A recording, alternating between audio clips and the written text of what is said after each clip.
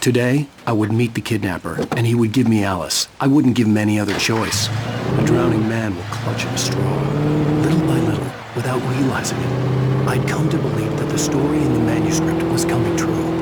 The current of its narrative had taken me deeper and deeper into dark waters. Alice had been taken from me. Ferry was probably in jail. I was a fugitive from the FBI. The whole world taken over by the dark presence was trying to destroy me. It all felt real, but it matched a textbook case of insanity.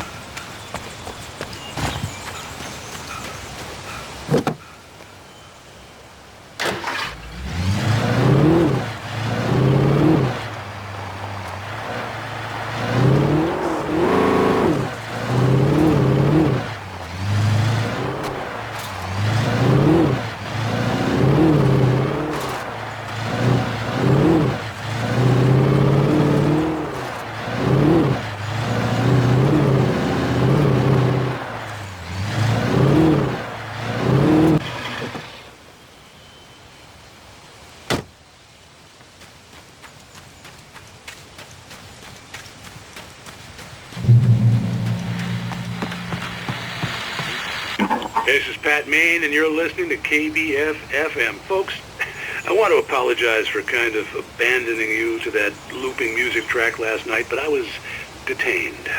You see, I encountered a big-shot G-man with an itchy trigger finger who could use a lesson in manners and a boot in the ass, not necessarily in that order either.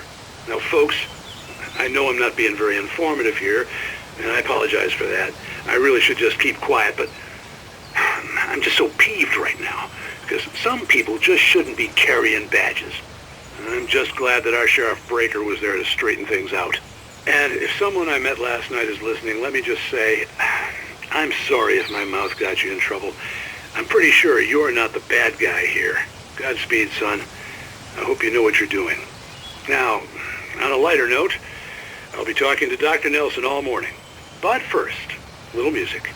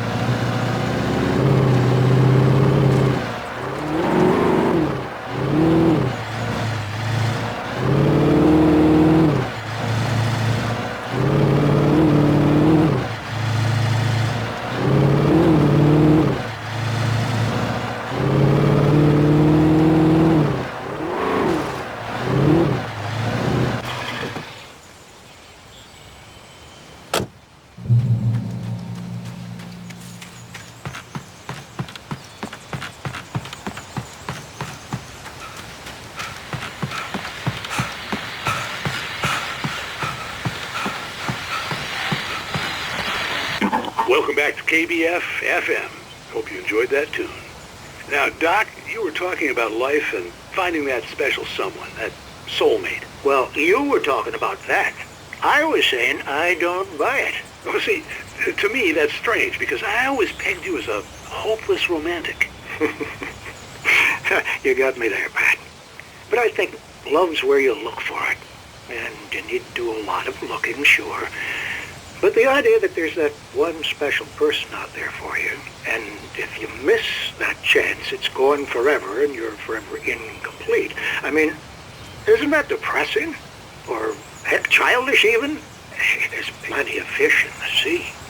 And apparently a fisherman has a fishing analogy for everything. But what you're saying, isn't that a little harsh? Well, no.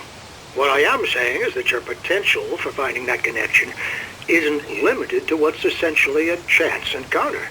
How is that harsh? Yeah, well, I guess that's a nice thought, but let me say something personal here. Okay. Now, well, I don't disagree with you exactly, but I can't really fit that together with what I feel, what I felt for someone, because she was the one. She was.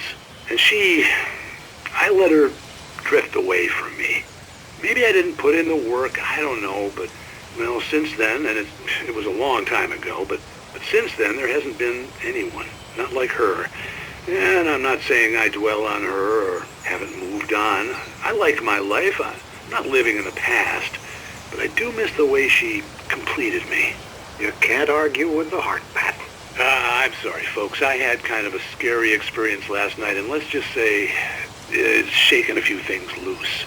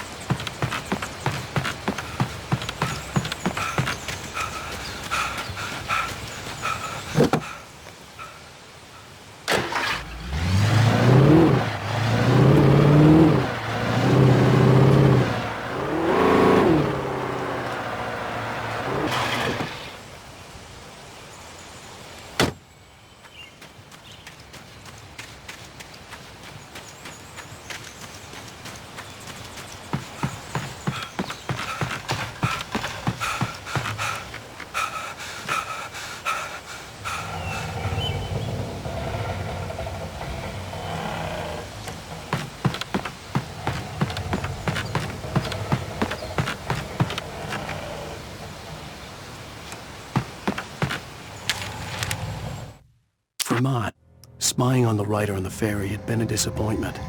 His boss had made Wake out to be something special, but Mott hadn't been impressed. He'd gotten a good long look at the wife, though, and he liked what he saw. Mott had fantasized about goading Wake into a fight, but it hadn't happened.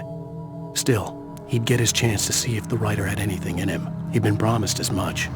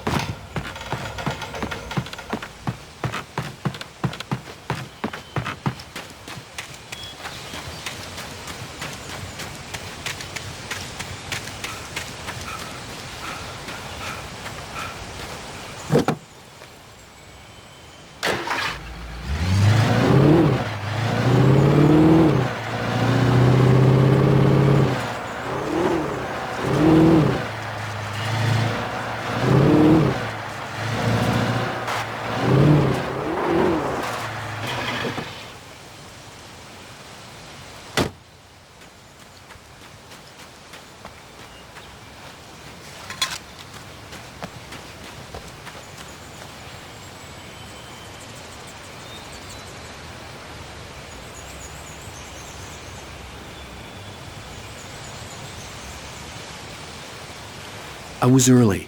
I was supposed to meet the kidnapper at noon in the main building. The coal mine was quiet. It was a museum now.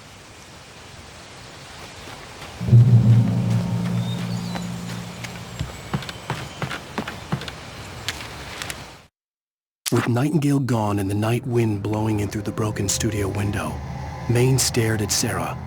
The sheriff looked away. Maine's voice shook with barely controlled anger.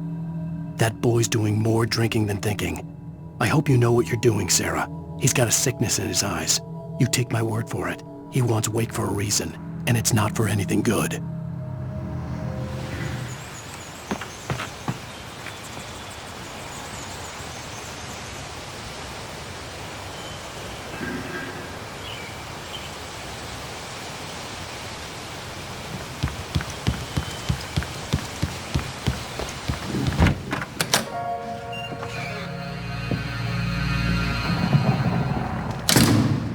I didn't want to go outside.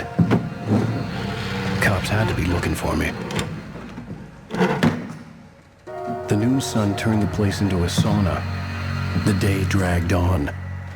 Different scenarios ran through my mind. Ways of how I'd torture the kidnapper to get Alice back. Or the different horrible things he could have done to her. I imagined her dead. I had no way of knowing she was still alive.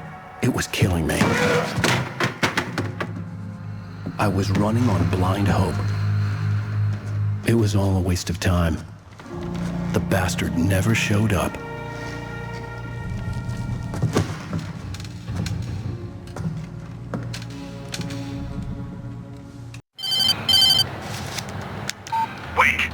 hell are you? Change of plans. You know where Mirror Peak is? It's a big mountain north of where you are. You follow the path from the mine, you can't miss it. There's a lookout point there. I'll be waiting. I'm through being jerked around by You you. want to see your wife alive? Because if you do, you better watch what you say to me. Do we understand each other? I want to talk to Alice. Yeah, and I want the manuscript. Don't keep me waiting, Wake. Hello? Hello! Ah! I'm gonna kill him! I had to get to Mirror Peak.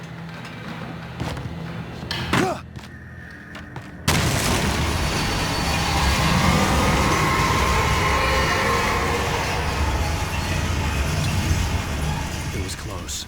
Maybe closer than ever before.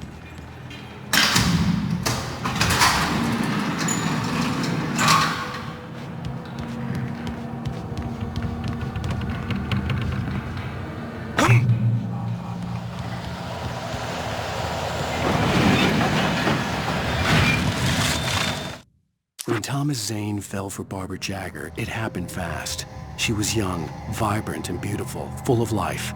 He had never been a very happy man, and without any seeming effort, she had changed all that. Zane felt good for the first time in his life. Everything she did was another piece of a jigsaw puzzle he hadn't even known he'd been missing. And best of all, she made the words flow, strong and sharp. She was his muse.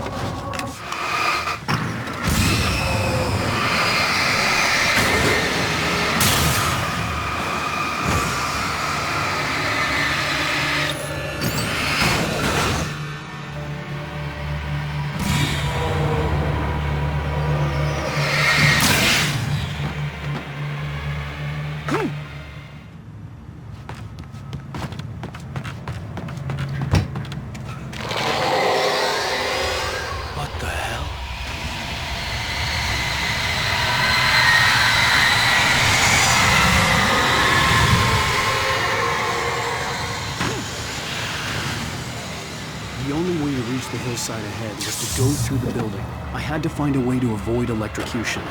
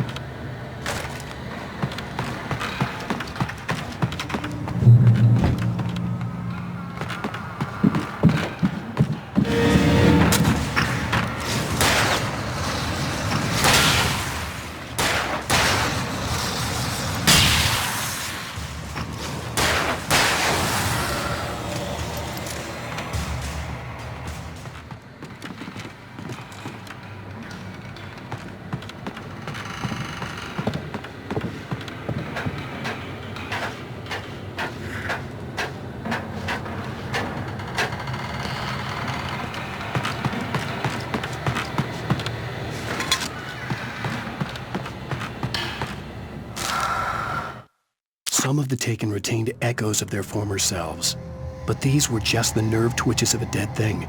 Nothing remained but a shell covered and filled with darkness. In most cases, these puppets were enough for the purposes of the dark presence. But for anything more elaborate, as with the writer, it was different. It needed his mind. And so rather than taking him over completely, it merely touched him.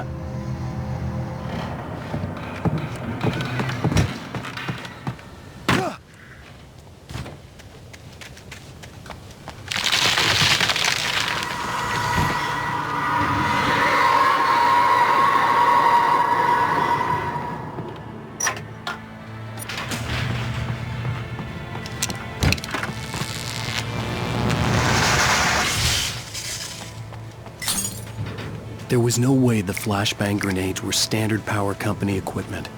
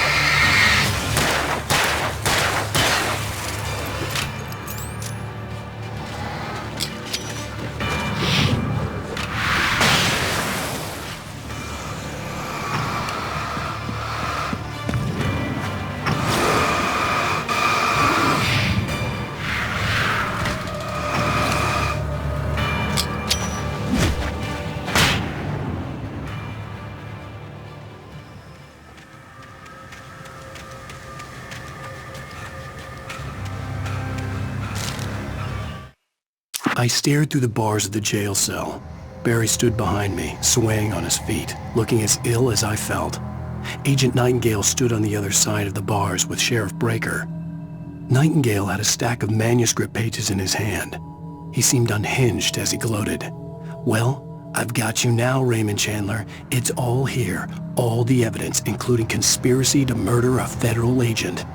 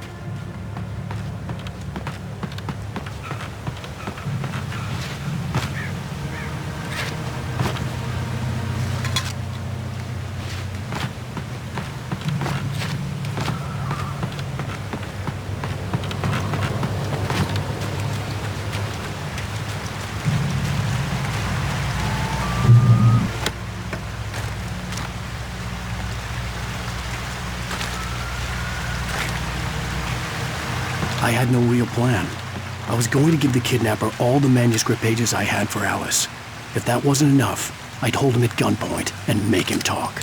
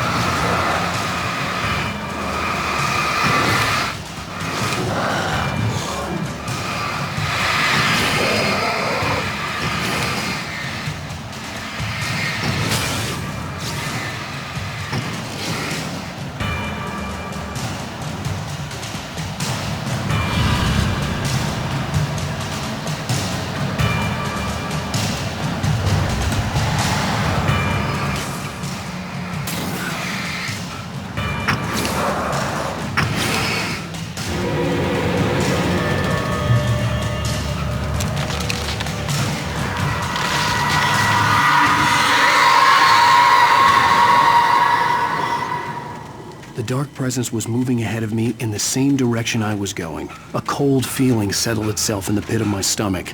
Was it going for Alice? The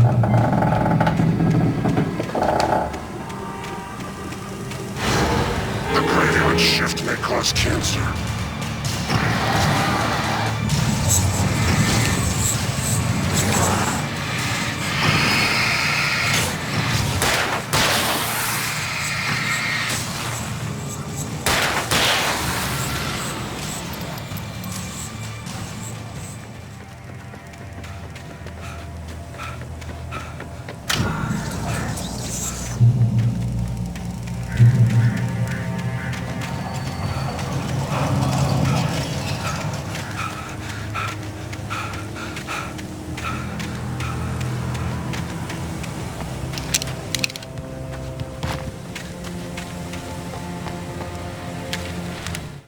I lifted the page in front of my eyes and read it. In it, I lifted the page in front of my eyes and read it.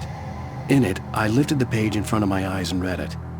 In it, I lifted the page in front of my eyes and read it. In it, I lifted the page in front of my eyes and read it. In it, I lifted the page in front of my eyes and read it.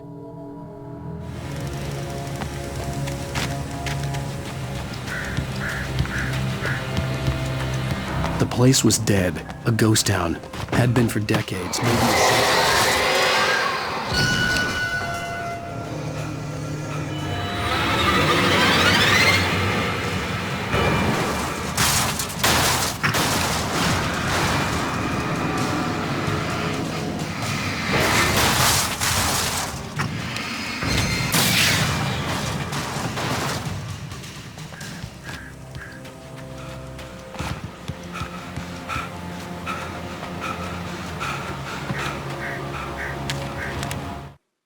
Things were never as simple in real life as in fiction. I had lost count of the times I had wished there'd be a clear reason for my writer's block. Something to fight, something to lash out on. There wasn't. I was filled with doubt. I was nothing like the hero in my books. Alex Casey had gone through his life with single-minded determination, never wavering from his goal. Even now, I was angry at myself, angry at Alice, angry at Barry. I was fumbling and I had no plan.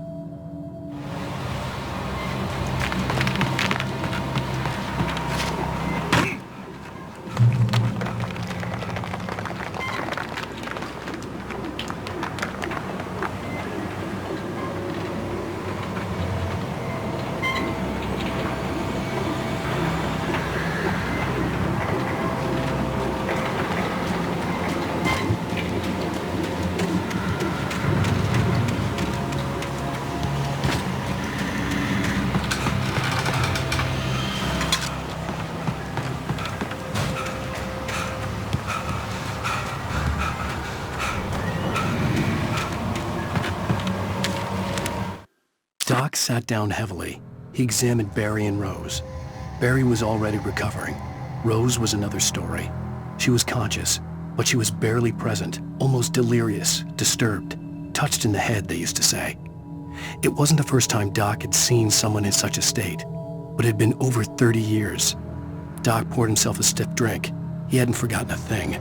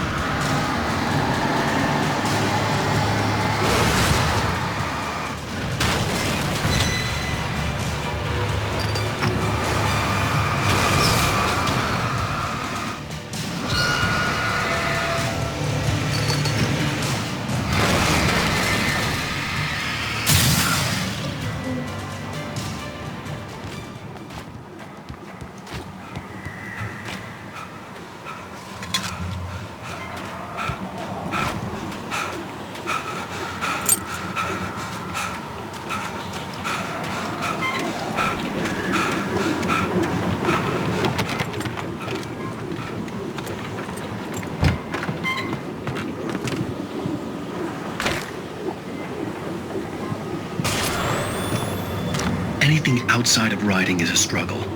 I feel ill. I managed to make my way downstairs. There's a shoebox filled with books and papers by Thomas Zane. It's very hard to focus, but I managed to read some of it. He's a poet, and a good one. He writes of muses and creators summoning fabulous things from a magic lake, using his powers to shape the world of a realm of gods and dreams and demons, dark things that wait for a chance to slip through, wearing the flesh of men as disguise. Zane writes about himself, his girlfriend being taken over by a dark presence, about growing scared of the lake. Zane believes it's a mirror to the gaping void of darkness above, where some Lovecraftian presence lurks. I crawl back upstairs. I'll borrow these things for my story. They ring true. They fit.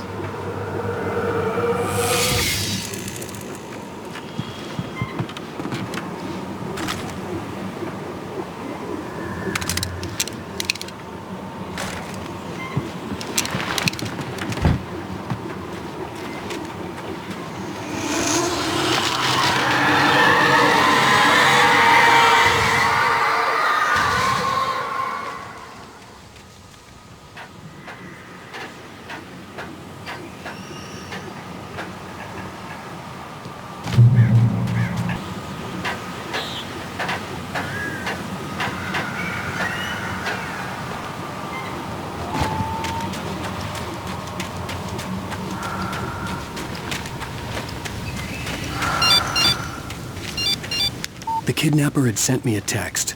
The message was full of spelling errors and insults. It was telling me to hurry up.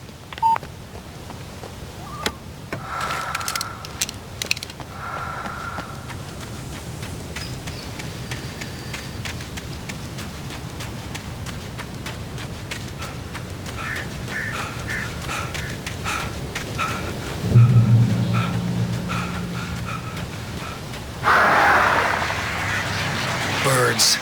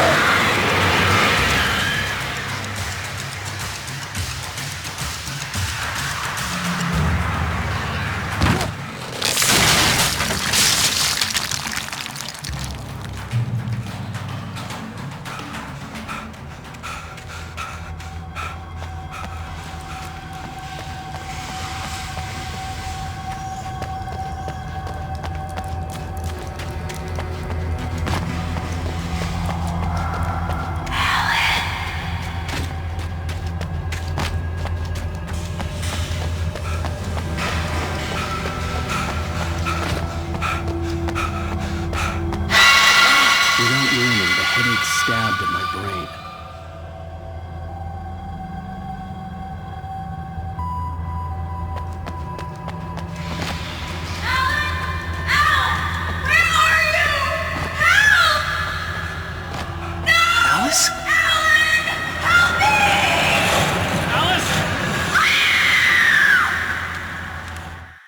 The hunters were big, thick-set men, confident and at home in the woods. They were feeling good, running on beer, ghost stories, and camaraderie late into the night. It did them no good, as they were taken by the dark presence, sucked deep into a darkness far worse than any ghost story they ever told or heard.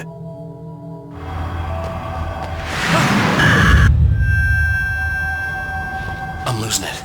I gotta get out of here.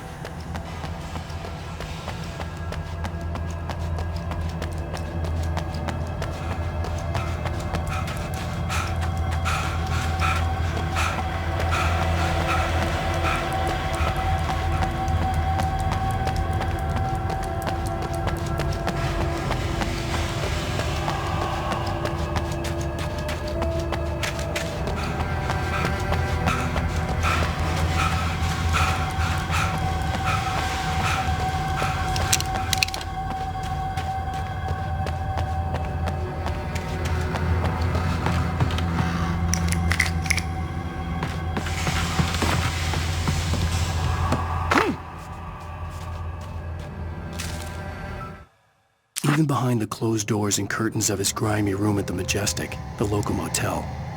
Nightingale could feel the locals' eyes on him, the unrelenting pressure of their judgment. He forced it out of his mind. For all he knew, they could all be under Wake's spell already. You do what you have to do to get the job done. He took comfort from the bottle in his hand. Please, he thought, just let me get through this.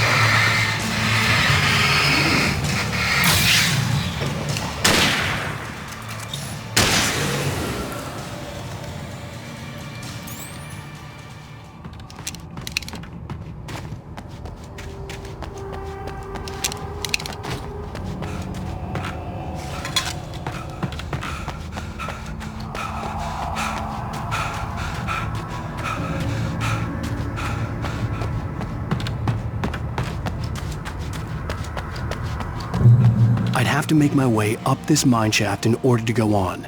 Maybe the machinery could help me with that.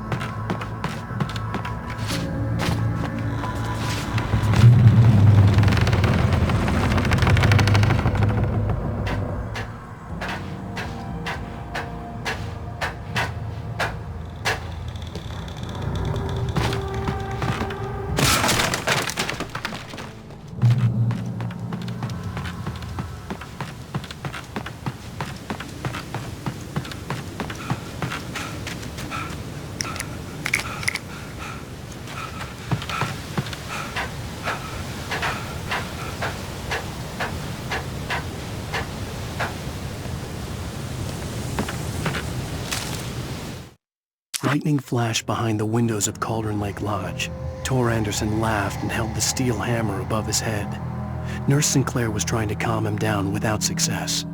Tor grinned madly and shouted, "My hammer's up. Here's a friendly poke from Molnir, wench." He brought the hammer down with all his might on Sinclair's head. "We're on a comeback tour, baby."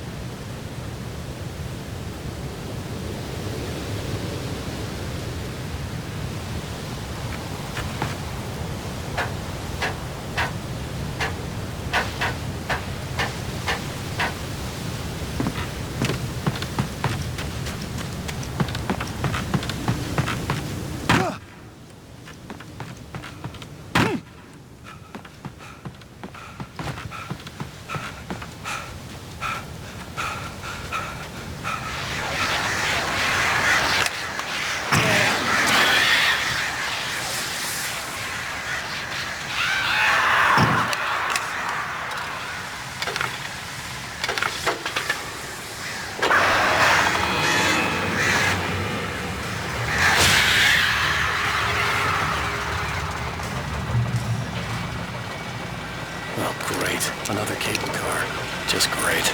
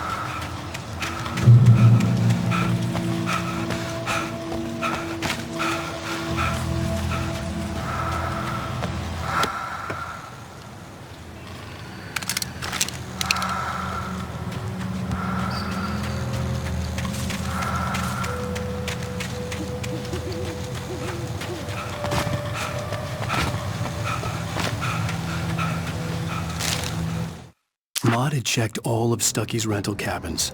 There had been no sign of the wakes. It was dark when he'd found their car parked at the end of the road by Cauldron Lake. It made no sense. They must have taken a wrong turn, but there was no sign of them, and the car had been there for hours already. Frustrated, Mott stood on the rotten ruin of the footbridge that had once led to Diver's Isle before it sank beneath the waves years ago. The boss wouldn't be happy.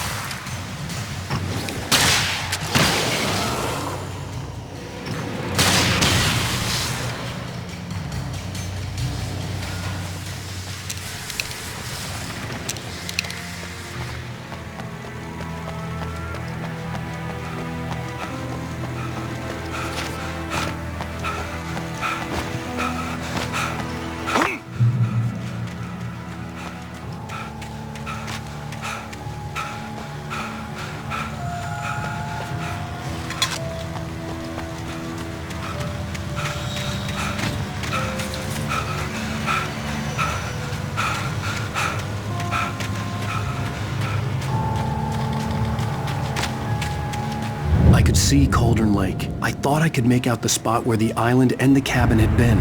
There was a light near it. It had to be a boat.